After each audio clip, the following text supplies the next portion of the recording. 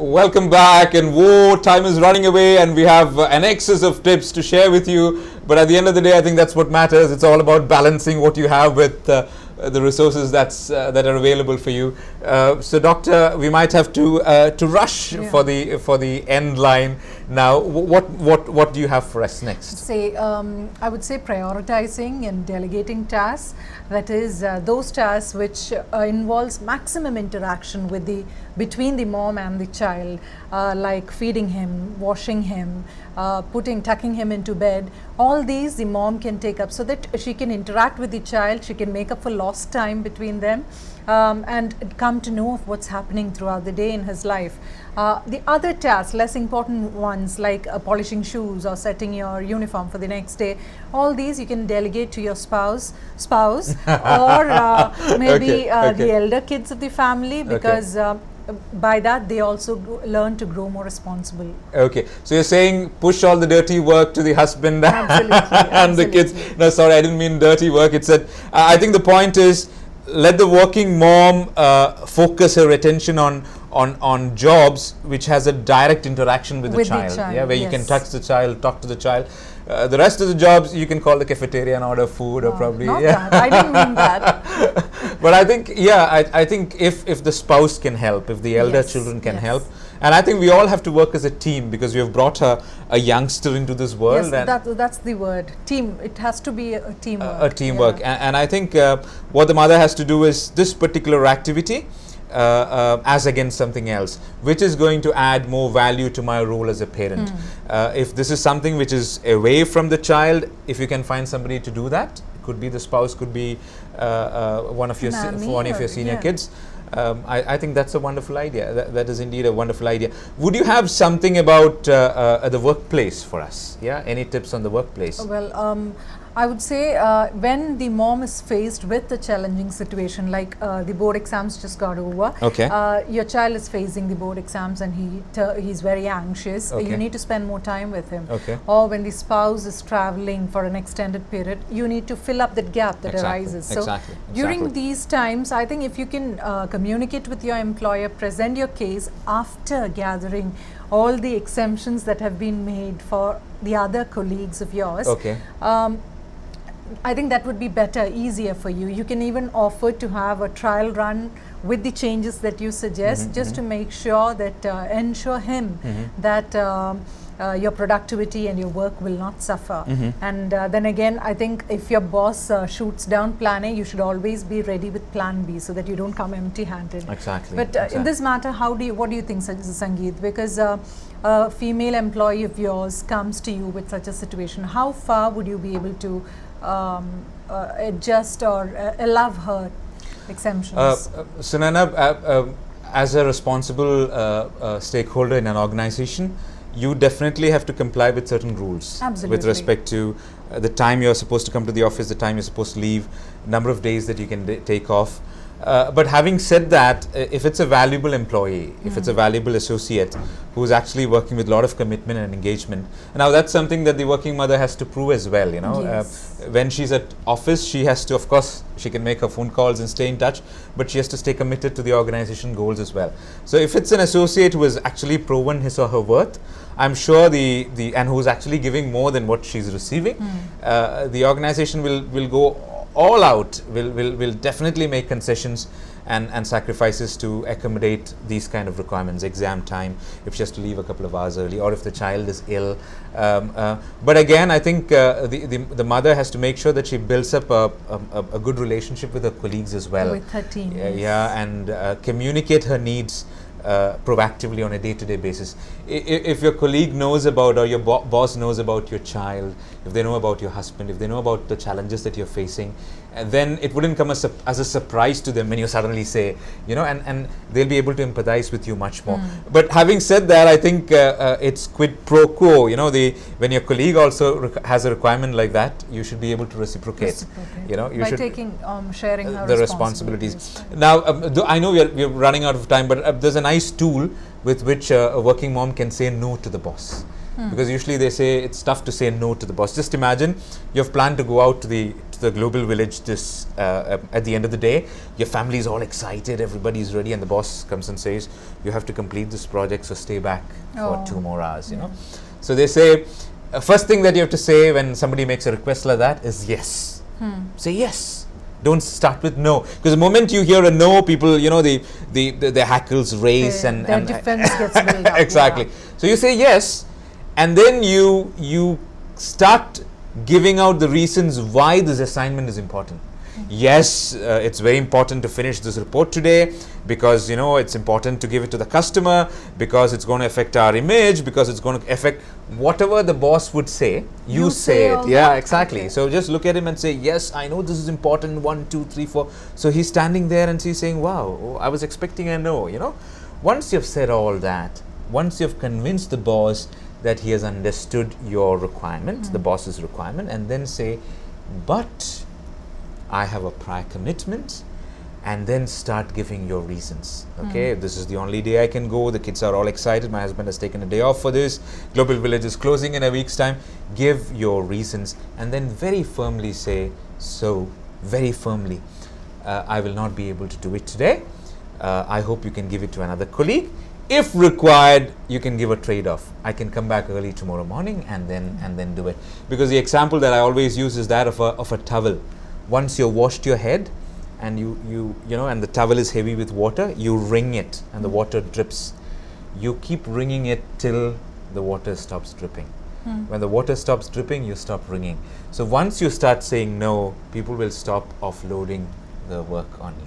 Yeah, but at the same time, you also have to prove your mettle. So managing the boss of the workplace is, I hope the bosses aren't listening. Yeah, so it's easy to manage the boss. We'll probably have another episode talking about that. How can working moms handle bosses? Yeah.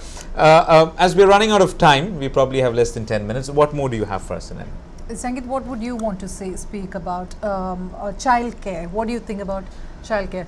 Okay, having a grandparent here would be a luxury that most of us cannot afford. So what other options are available? I think the only option is to have a quality childcare. So I had the opportunity to audit a lot of childcare organizations as part of our Dubai Quality assignment. And I would say I'm not quite happy because I had the opportunity to go into these places during daytime because when parents are dropping their kids off, you know, it's like the airlines. You've got the best smile and people are friendly. So I think it's very important for you to check the kind of quality. There are some childcare centers that have got CCTV camera footage that are shared with their parents. You can walk in at any time. You can interact with previous parents who have actually used the services. Less than 10% of childcare centers actually meet quality standards internationally. So it's very important to make sure that your child is in the right hands. What do you say? I think rather than putting the child on, if you're opting for a nanny, yes, definitely you would go for a detailed interview, check out her previous experiences. But in case when you're viewing, I would say that give more attention to how long she's stuck to a family. Yeah, that shows her commitment and loyalty to a family, and your children can be saved from the ordeal of adjusting to different individuals very frequently. Yeah. Then again, I think nannies who can adjust to different requirements of different age groups, like taking care of the baby of the family, as well as the minimum requirements of a school-going child, then that would be best. Exactly. I think well, both parents are working, so there's some additional fulus coming into the family, and I think we should use that fulus primarily to find quality care for the child. Don't be stingy there. Exactly. You can be stingy in all the other respects, but don't be stingy there, because this little one really needs a loving adult, the presence of a loving adult. Yes, because they came into this world because of a choice that we made. Exactly. And just like your career, which has been your choice. Exactly. So you can't give one more importance than the other. Yeah. As we said, balancing is a tough act. You're actually juggling, but I liked the usage juggling, because when you're juggling, you're not dropping any ball. you're holding the ball for a few seconds, but then you're shifting it and holding another ball, but you're not dropping any. So I think we need to make sure the attitude of our young ones, the health of our young ones are given numero uno importance, and at the same time we should further our career as well. So again, the clock is not being merciful today. But thank you. I think they were all very practical points, and we appreciate the fact that we got it from working mothers, some of them experts on the topic. So once again, I think what's important are those small things, and if we focus on the small things, the big things will definitely happen.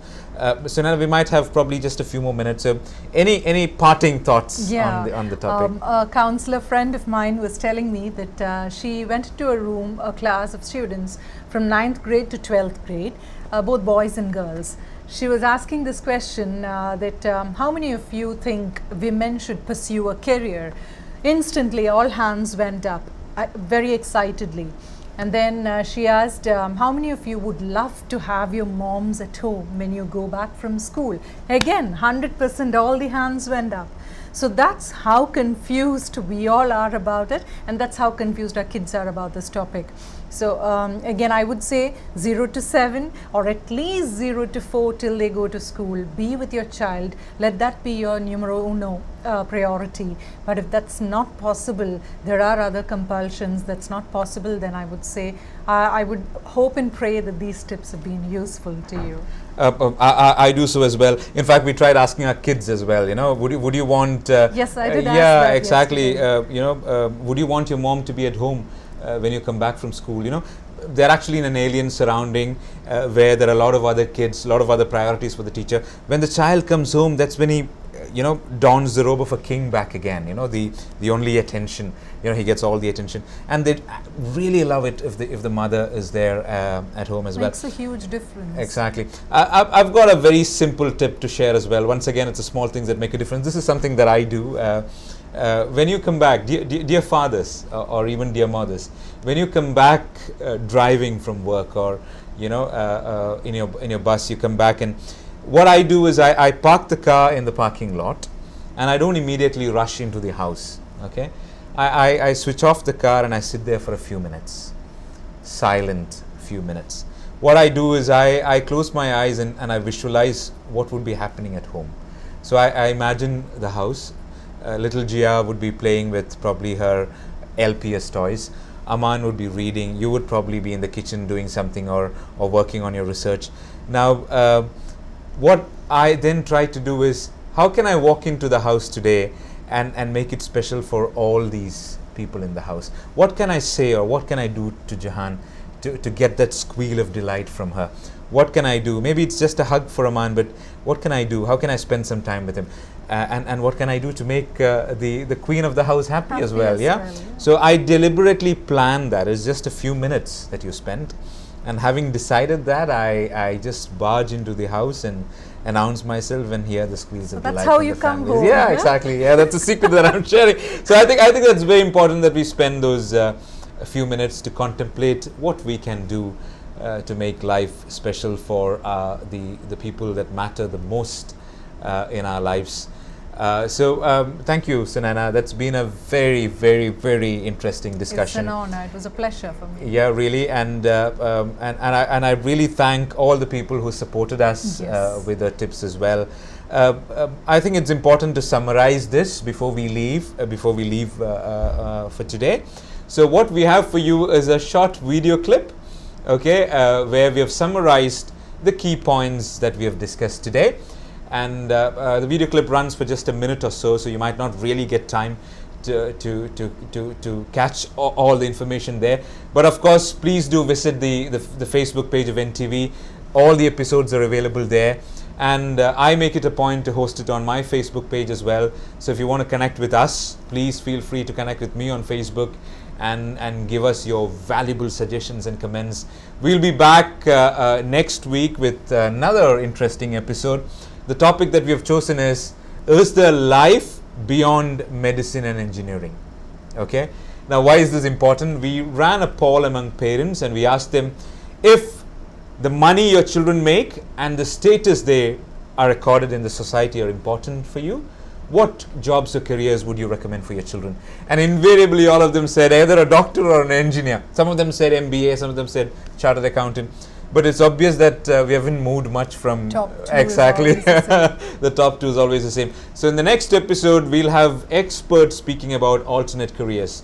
Okay, we'll probably have teachers here who'll talk about their kids who've gone on to take up alternate careers and have succeeded.